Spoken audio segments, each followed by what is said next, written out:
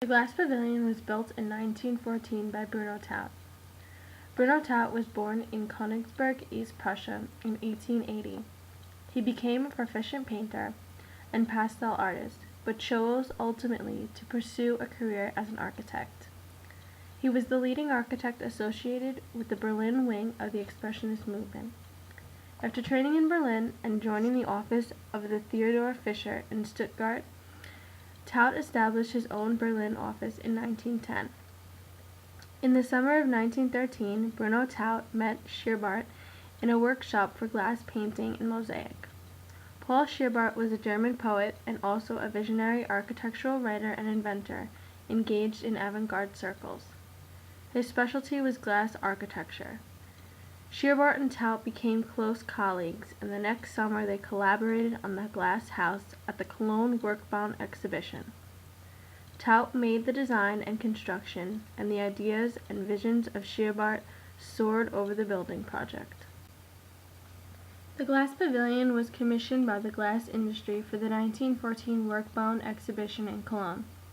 Taut visualized the structure as a glass building of colored glass that would shine like a sparkling diamond over each new Garden City secular version of the medieval cathedral.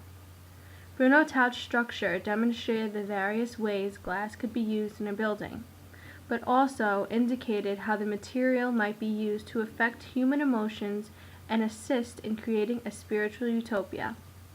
The structure introduced that a universal architecture of glass and steel, transparent, colorful, and mobile, could create social harmony. Taut's glass pavilion was all about the materiality and how it made the visitor feel. The structure represented purity and a utopia. In conformity with the cathedral builders of the Gothic era, Taut created an interior separated from the outer world. The interior spaces are filled with light and color. The purpose of the glass house is to emit beauty. The pavilion structure was raised up on a concrete platform. There was 2 flights of steps, one on either side of the building, that reached the entrance and gave the pavilion a temple-like quality. The glazed walls were topped by a dome of reinforced concrete ribs and a double skin of glass. There was reflecting glass on the outside and colored prisms inside. In the interior, the color effects produced by the sunlight were enhanced by the reflections of the pool and water cascade on the lower level, visible through a circular opening in the floor. It has been said that the 2 flights of glass steps enclosed with glass walls produced the sensation of descending to the lower level as if through sparkling water. The cascade was made of yellow glass, while the pool was of its complementary color, violet. A mechanical kaleidoscope overhead projected images, an earlier version of a light show, intensifying the overall impression on the visitor. All this had the effect of a large crystal, producing a large variety of colors. Taut's glass pavilion is his best-known single building achievement. The structure was made at the time when Expressionism stood highest in Germany. There are only black and white photographs known of the building that were taken in 1914. The building was destroyed soon after the exhibition, since it was an exhibition building only and not built for practical use. The Crystal Palace was designed by Joseph Paxton and built in 1851. Joseph Paxton was born in Bedfordshire on August 3rd in 1803 into a farming family. He was a gardener with a special talent for structural design and was the designer of the Crystal Palace. Fame came to him with the 1851 Great Exhibition.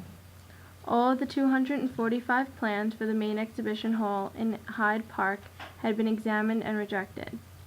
Paxton was visiting London at the time and heard about these difficulties. Within a few days, he delivered a design. It was cheap, simple to erect and remove, and could be ready quickly. The Crystal Palace demanded attention through its materiality and scale. At 1,851 feet long, the palace enclosed an unprecedented 18 acres and even mature trees in an enclosure free of internal walls. Its innovation was its unique, modular, prefabricated design and the extensive use of glass. It took 2,000 men 8 months to build the Crystal Palace, which was more than 500 meters long and nearly 140 meters wide. Prefabricated 4-foot glass panels wrapped the structure. This vast building, which was constructed entirely of iron, both wrought and cast, wood and glass, is considered one of the most ambitious and innovative structures of the Victorian era. Even though Paxton's focus was on honing his extraordinary supple kit of parts to meet a tight budget and schedule, he unconsciously created some very interesting visual effects. Because of the relatively narrow structure Module adopted, a mere 8 feet, and the extraordinary thinness of the members, the interior offered a delicate network of lines without any clues by means of which we might judge their distance from the eye or the real size. This causes an effect in which the eye sweeps along the unended perspective, which fades into the horizon. All of the materiality is blended into the atmosphere, which does not allow for shadows, and therefore we cannot tell if the roof is flat or ridged, or to even guess as to how high the structure towers. Although this was a truly magnificent structure, it became the object of intense debate. It became questionable as to whether the Crystal Palace had a place in architecture. However, despite widespread cynicism amongst press and public, when the Great Exhibition opened in May 1851, it was an enormous success. Over 100,000 objects from Britain and rival industrialized nations filled the nave and transepts of Paxton's showcase. In October, Paxton was knighted by Victoria. When the exhibition finished, the Crystal Palace was re-erected in Sydenham in South London, where it remained until it burned down in 1936. Crystal Palace paved the way to the acceptance of glass structures in the architecture world. The building's success persuaded architects to accept the structure as the great innovation it was. The Crystal Palace was the first all-glass building and caused architects to see glass in a different way. They began to see it as a true material for building, a material that was worthy of great architecture.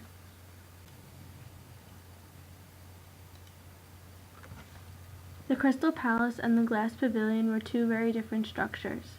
The Crystal Palace was massive in scale compared to the Glass Pavilion and represented mass production and prefabrication in building, while the Glass Pavilion represented harmony and a utopia.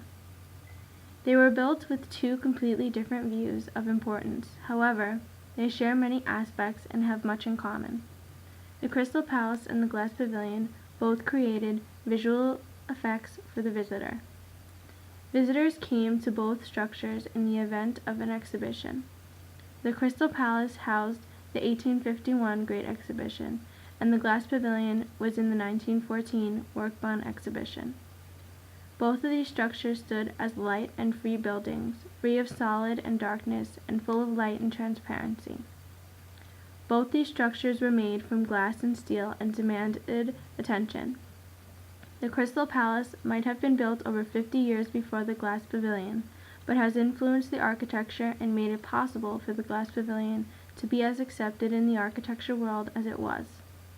And so, the glass construction was developed and continued and still remains a material in which we look at and engages us today.